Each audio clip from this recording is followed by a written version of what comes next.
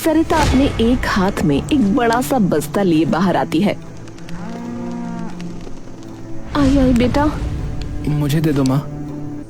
नितिन और सरिता घर से बाहर निकलकर उस घर को ताला लगा देते हैं और कुछ देर बस खड़े खड़े घर की ओर देखते रहते हैं, फिर चुपचाप वहाँ से चले जाते हैं। अरे सरिता बेटी, कहाँ चल दी? बस चाचा, अब अपने घर जा रही हूँ। अरे पर क्या हो गया? सरिता अपने मन का तूफान एक हंसी के पीछे थामे अपना सर झुका लेती है। चाचा, अब यहाँ ज्यादा कुछ बचा नहीं हमारे लिए। सर झुकाए वहाँ से सीधा बस अड्डे चली जाती है।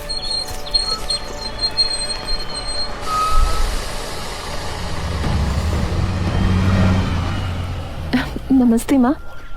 पारो जैसे ही सरिता की आवाज सुनती है, उसकी आंखें एकदम से खुल जाती हैं और जैसे वो सरिता को अपने सामने खड़ी देखती है, पारो अपनी छड़ी पकड़कर उठती है और सरिता को अपने गले से लगा लेती है। आ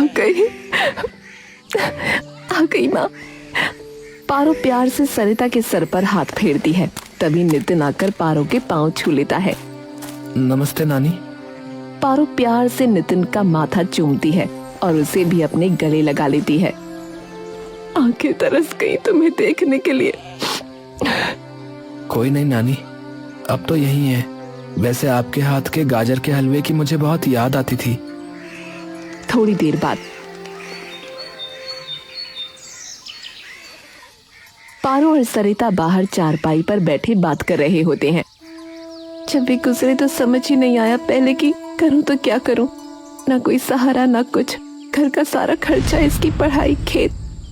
धीरे धीरे कोशिश की, औरों के घर में साफ सफाई की, लेकिन जहाँ काम कर रही थी बाद में उन्होंने हमारा खेत भी कब्जा लिया और काम से भी हटा दिया। इसलिए आना पड़ गया माँ। सिर्फ 3-4 साल की बात है माँ, फिर इसकी नौकरी लग जाएगी। अरे तू जब तक रहना चाहे तब तक तू रह, तेरा भी तो घर है ये। तभी पिंकी अपनी माँ के साथ स्कूल से वापस आ जाती है। बुआ नमस्ते। नमस्ते बेटा। सरिता पायल की तरफ देखती है। नमस्ते दीदी। नमस्ते। कैसी हो पायल? ठीक हो माँ? मुझे नितिन से तो मिल लेने दो। चुपचाप अंदर चल, पढ़ाई कर। वैसे भी अब ये यहीं पड़े रहने वाले हैं। सरिता अपना सिर मायूसी से झुका लेती है। इसकी बात का बुरा मत मानना बेटा, ये तो पहले से ही ऐसे बोलती है, मुझे भी बोलती है। पड़े रहने दे इसे। नितिन चुपचाप नीम के पेड़ के नीचे बैठा ये सब देख रहा था। ये सब माँ को झेलना पड़ेगा, सिर्फ मेरी वजह से। रात को पारो और सरिता बैठे चूल्हे पर रोटियां सेक रहे थे कि तभी टिंकू अपने कंधे पर कुदाल लिए वहां आता है। टिंकू जैसे ही सरिता की ओर देखता है, वो चलता चलता एकदम से रुक जाता है। आ गया भाई? नमस्ते दीदी। खेत में सब ठीक चल रहा है? फसल कमी हुई है अब की बार, तो पता नहीं कितने क्या ही पैसे मिलेंगे अब की बार। और बस इतना कहकर टिंकू फटाफट से अंदर निकल जाता है। चिंता मत कर, ऐसे कोई कांटे में हाथ ना जा रहे हमारे। वो भी तो नौकरी कर ही रही है और सरकारी स्कूल में तो वैसे भी फ्री में ही पढ़ाते हैं, तो नितिन तो वहीं पढ़ेगा।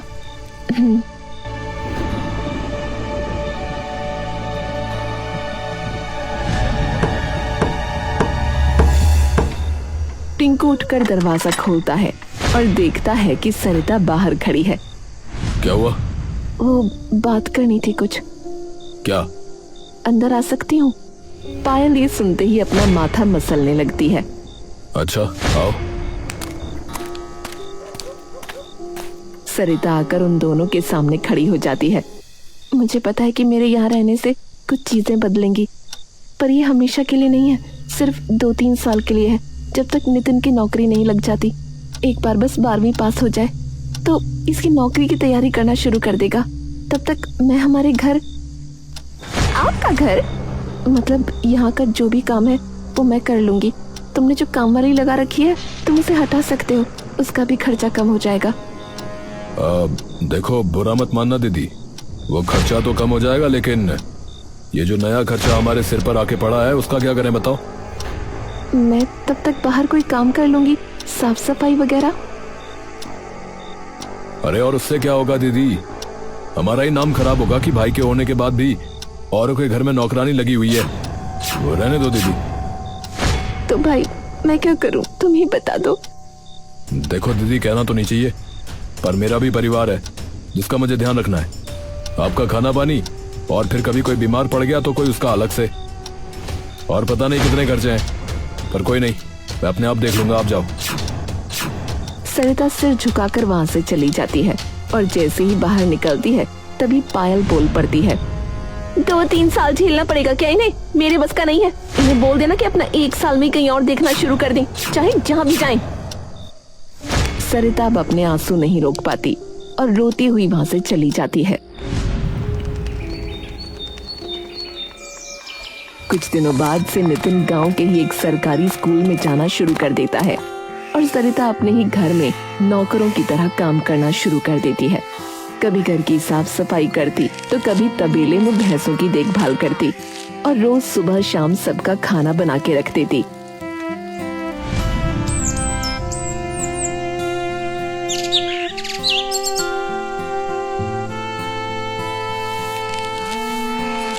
पारो सरिता को तबेले की सफाई करते देख अपने आंसू नहीं थाम पाती। पारो ऊपर आसमान में देखकर अपने हाथ जोड़ लेती है। ये कौन सी रीत बना दी भगवान कि बाप का हाथ सर से हटने के बाद बेटी अपने भाई की भी सगी नहीं रही।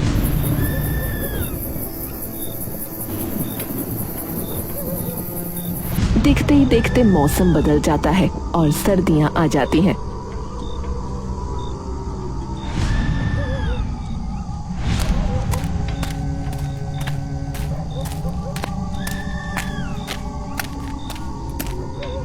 सुन, क्या हुआ?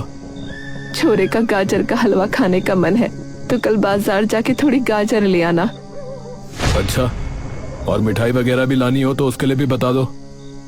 बड़ी बहन का छोरा है वो, उस बहन का जिसने बचपन से मुझसे ज्यादा पाला है तुझे। पूरा दिन उसी के चिपटा रहता था, लेकिन उसे एक बार कुछ नहीं कहा और अब एक बार खुद को देख ले। अरे ठीक है ना, ले आऊंगा। टिंकू गुस्से से ठिनकता हुआ अपने कमरे में चला जाता है। अरे इन्हीं का ठेका उठा रखा है। अब क्या हुआ है? अरे माँ है ना, कह रही है कि नितिन को गाजर का हलवा खाने का मन हो रहा है तो उसके लिए सब्जी ले आऊं। तुम्हारी माँ न सुधरेगी। पहले तो लड़ झगड़ के उन्हें बुला लिया यहाँ रहने और अब उन्हें सर पे चढ़ाना है। पता नहीं क्या बकवास है। कोई नहीं, कल मेरे साथ आ जाएगी उसकी माँ। मुझे पिंकी के लिए कपड़े लेने हैं बाजार से और सब्जी भी लेनी है तो थैले उठा लेगी। और वैसे भी उसी के बेटे को खाना है तो खुद ही ढोएगी।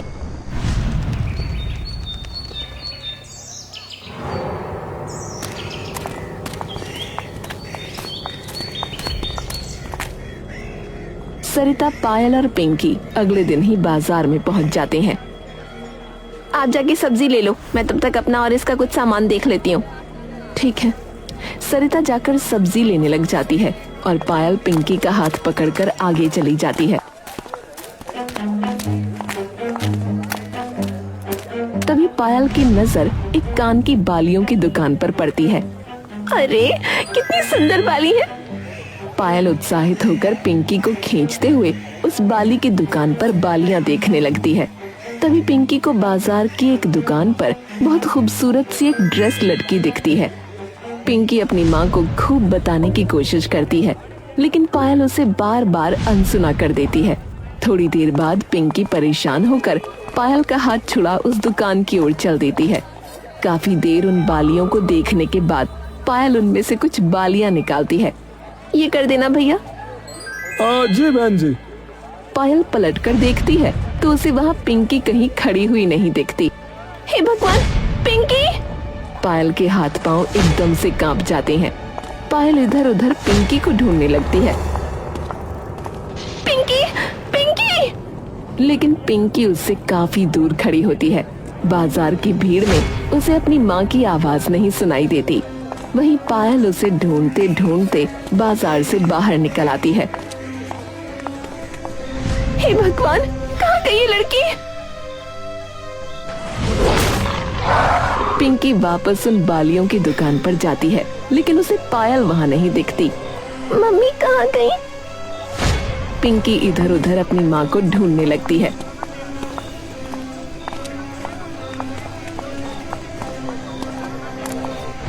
तभी उसकी नजर सब्जी लेती सरिता पर पड़ती है। पिंकी दौड़ते हुए सरिता के पास चली जाती है। बुआ, बुआ। सरिता एकदम से पलट कर देखती है। क्या हुआ? माँ पता नहीं कहाँ गई। कहाँ गई मतलब? तुम्हारे साथ ही तो थी। वो बालियाँ देख रही थी, मुझे एक ड्रेस दिखी तो मैं वहाँ चली गई। सोचा कि वापस आ जाऊंगी, लेकिन वापस आई तो वहाँ वो थी ही नहीं। कोई बात नहीं बेटा, यही होगी, डरो मत, हम ढूंढते हैं ना मिलकर। सरिता और पिंकी पूरा बाजार छान मारते हैं।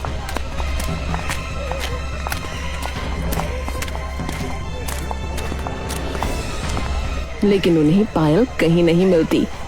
ये कहीं कहाँ? बुआ, मम्मी कहाँ गई? सरिता पिंकी को गले से लगा लेती है। नहीं नहीं बेटा, रोना मत, चल घर चलते हैं। क्या पता घर चली गई हो, ये सोच के कि तुम मेरे साथ हो। सरिता और पिंकी जल्दी से घर वापस आ जाते हैं।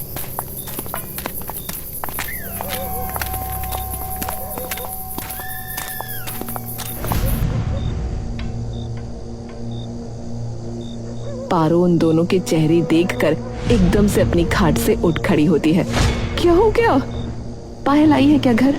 तभी टिंकू भी बाहर आ जाता है।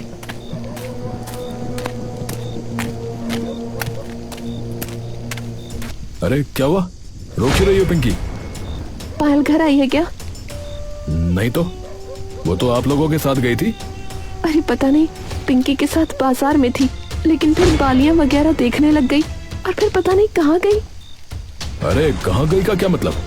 बाजार में ही गई होगी ना। हमने पूरा बाजार देख लिया पर कहीं नहीं है। अरे ऐसे कैसे नहीं है, मैं देख के आता हूँ। टिंकू दौड़ता हुआ बाजार चला जाता है। कुछ देर बाद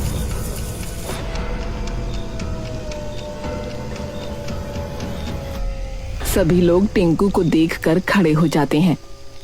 ये सब तेरी वजह से हुआ है सरिता, तेरी वजह से हुआ, बता रहा हूँ। टिंकू गुस्से में आकर सीधा सरिता के बाल नोच लेता है। तू वो गई थी ना साथ में, है तो ध्यान क्यों नहीं दिया उसका? उस बच्चे की जिम्मेदारी है क्या है? तभी नितिन और पारो किसी तरह सरिता को उससे छुड़वा देते हैं। दिमाग खराब है तेरा, बच्ची नहीं है तेरी बीवी जो ध्यान रखना पड़े। अरे इसी की गलती है? साथ नहीं रह सकती थी, है? पर उसने ही कहा था मैं सब्जी लूं, तब तक वो पिंकी के लिए कुछ कपड़े ले लेगी। अपने पति को तो खाई गई है, अब मेरी बीवी को भी खाएगी। तुम इससे बात कर ले, बड़ी बहन है वो तेरी। अरे भाड़ में गई बड़ी बहन, मैं थाने जा रहा हूँ रिपोर्ट लिखवाने, बता रहा हूँ। और याद रखना कि अगर कुछ हो गया ना उसे तो तुझे छोड़ूंगा नहीं, मैं बता रहा हूँ, हाँ छोड़ूंगा नहीं। टिंकू गुस्से से बाहर थाने की ओर निकल जाता है। तभी नितिन अपनी माँ के पास आता है। माँ, आपको लगी तो नहीं? नहीं, ठीक हूँ मैं। माँ मैं वादा करता हूँ एक दिन सब आपके कदमों में ला के रख दूंगा, तब किसी की हिम्मत भी नहीं होगी कि आपको हाथ लगाए। सरिता मुस्कुराकर नितिन को अपने गले से लगा लेती है। इतनी रात को किसका फोन है? सरिता दौड़ती हुई अंदर आती है और फोन उठा लेती है। बचाओ बचाओ, टिंकू जी बचाओ। हेलो हेलो पायल, पायल क्या हुआ पायल? हाँ भाई, अगर ये जिंदा चाहिए ना तो परसों तक 20 लाख रुपए ले आना, नहीं तो समझ जा फिर।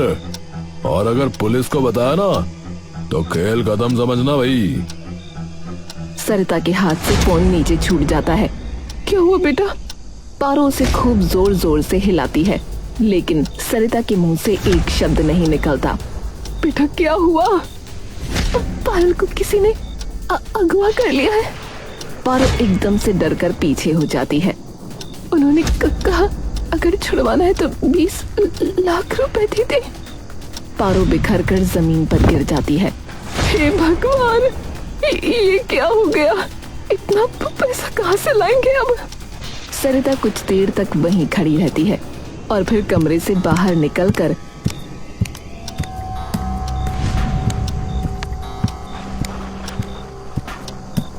अपनी माँ के पास बैठ जाती है। माँ, टिंकू जब घर आ जाए तो उसे सब बता देना, मैं कल सुबह तक आ जाऊंगी।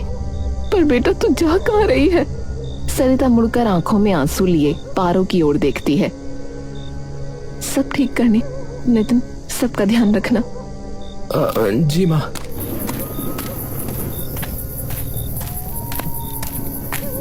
थोड़ी देर बाद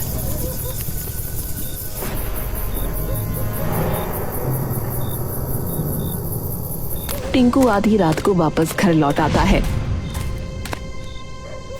माँ, माँ। पारो और सभी लोग वहां आते हैं। अरे सुन, मेरी बात ध्यान से। क्या? वो पायल का फोन आया था। क्या क्या कहा? कहाँ है?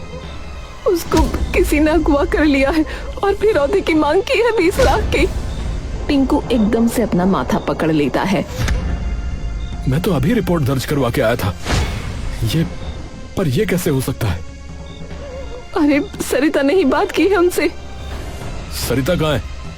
पता नहीं, एक झोला सा टांग के निकल गई कहीं, ये कह के कि सुबह तक आ जाएगी। अरे सुबह तक?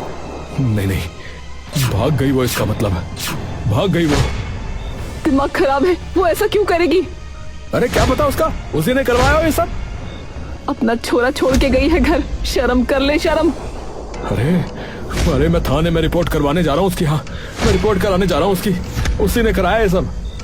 दिमाग खराब हो गया है, रुक। अरे अब पुलिस ही देखेगी उसे। हाँ। टिंकू पारो की एक बात भी बिना सुने वहां से निकल जाता है। हे भगवान, ये कैसी परीक्षा है।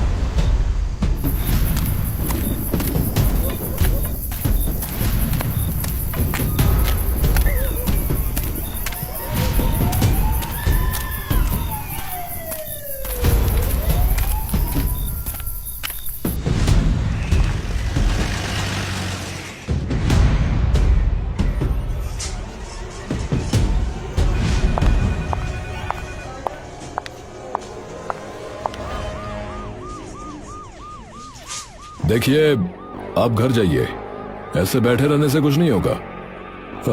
पर इंस्पेक्टर साहब, मेरी पत्नी, आप मेरी बहन का पता लगाओ ना। अरे कैसे बिना किसी सबूत के उसको गलत बता दें, बताइए। टिंकू। अरे आ गई, पकड़िए इसको, पकड़िए। क्या? हाँ, तू नहीं अगवा करवाया ना उसे? तू नहीं करवाया ना, बता। टिंकू, मैं ऐसा क्यों करूंगी? तो कहाँ चली गई थी बिना कुछ बताए, बताओ। पैसे लेने गई थी मैं। इस बैग में पैसे हैं भाई। सरिता उसे वो बैग दे देती है। भाई ये ले जा और छुड़ा ले उसे। इसमें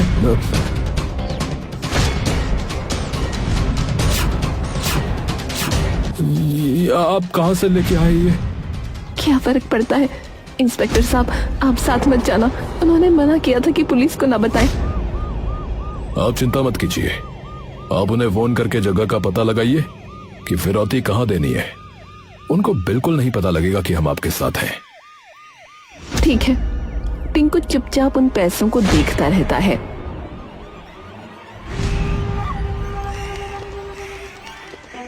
पैसे कहाँ देने हैं? हाँ भाई, जालपुर की पहाड़ी के पीछे एक बंद फैक्ट्री है ना, पता है ना? वहीं आना भाई, चल रख। ठीक है। आप में से कौन जाएगा? मैं जाऊंगी। टिंकू चौंक कर सरिता की ओर देखता है। दीदी, पर टिंकू, वहाँ कुछ भी हो सकता है और बिना बाप की जिंदगी काटना मुझसे पूछ के क्या होता है? चाहे कुछ भी हो जाए, पर तुझे कुछ नहीं होने दूंगी। सरिता और सभी लोग जालपुर की ओर निकल पड़ते हैं।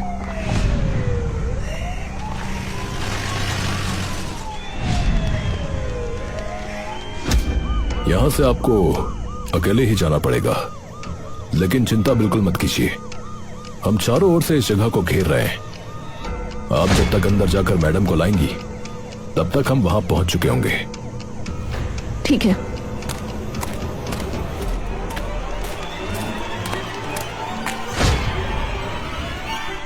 हाँ भाई, तुम अपनी इस बहन पर शक कर रहे थे ना? देख रहे हो अभी?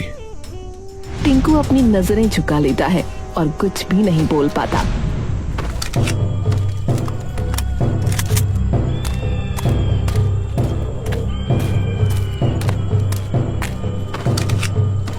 तभी एक गुंडा उसके सामने आ जाता है। अबे लुक!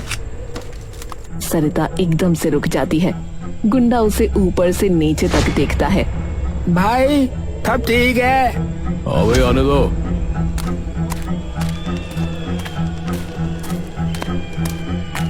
सरिता नजर घुमाती है और पायल की ओर देखती है। जैसे ही पायल की नजर सरिता पर पड़ती है, वो एकदम से चिल्ला उठती है। शांत हो जा, शांत हो जा, पहले पैसे देगा, चल।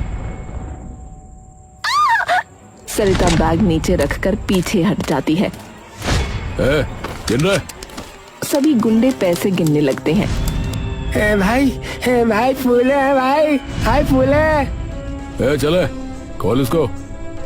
सरिता दौड़ती हुई पायल के पास जाती है और टिल्लू उसे खोल देता है। तभी बाहर से एक गुंडा भागता हुआ अंदर आता है।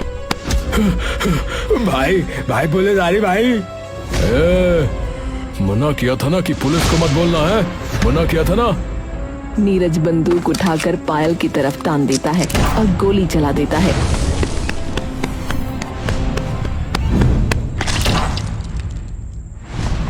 तभी पुलिस की गाड़ियां दरवाजा तोड़कर अंदर आ जाती हैं और एक ही बार में सबको ढेर कर देती हैं।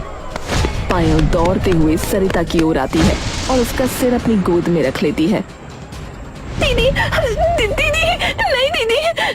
तभी टिंकू वहां पहुंचता है और जैसे ही जमीन पर पड़ी सरिता पर उसकी नजर पड़ती है, उसकी आत्मा मानो कुछ पल के लिए जम सी जाती है। टिंकू दौड़ता हुआ सरिता के पास आता है।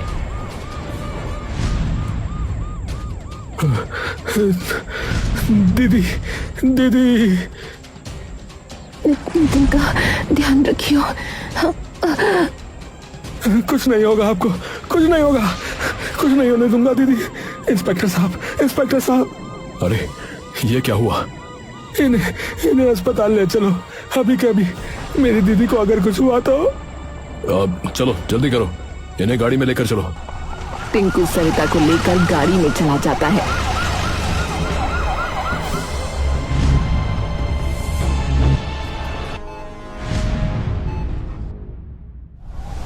दीदी, मैं ना तुम्हें कुछ नहीं होने दूंगा कभी भी। तो जब भी जरूरत हो ना, मुझे बुला लेना। तुम जब कहोगी मैं तब आ जाऊंगा। ठीक है। दीदी हार गया आपका भाई।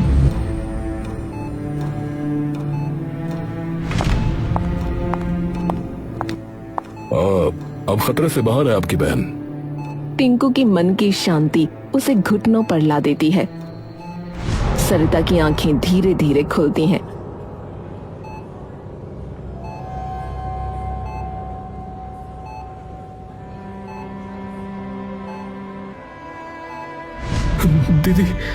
दीदी ठीक तो हो ना? मैं ठीक हूँ। पायल कैसी है? तभी दूसरी तरफ से पायल आती है।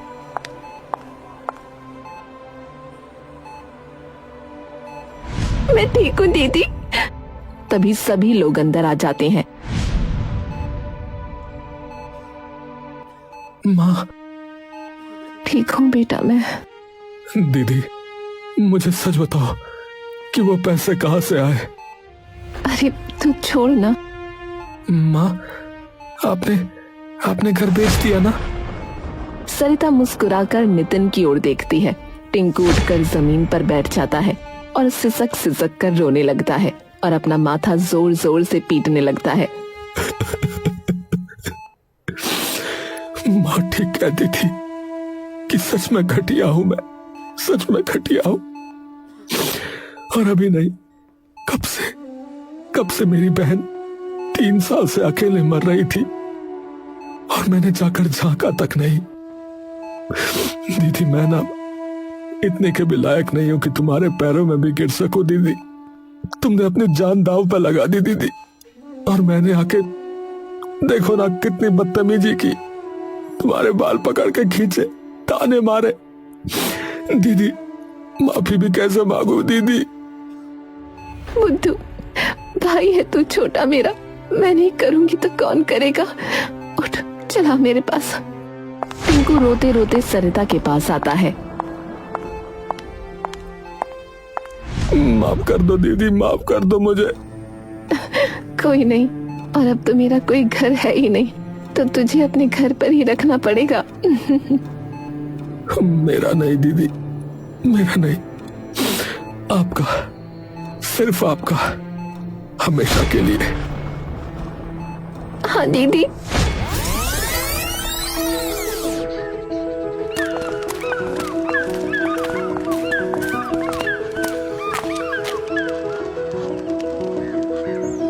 ये क्या है?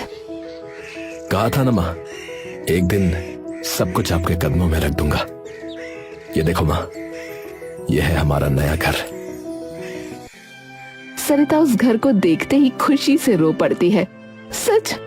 एकदम सच माँ, सरकार का दिया हुआ माँ। सरकारी अफसर जो है अब तुम्हारा बेटा। अब तुम्हें कहीं जाना हो तो उसके लिए भी गाड़ी आएगी।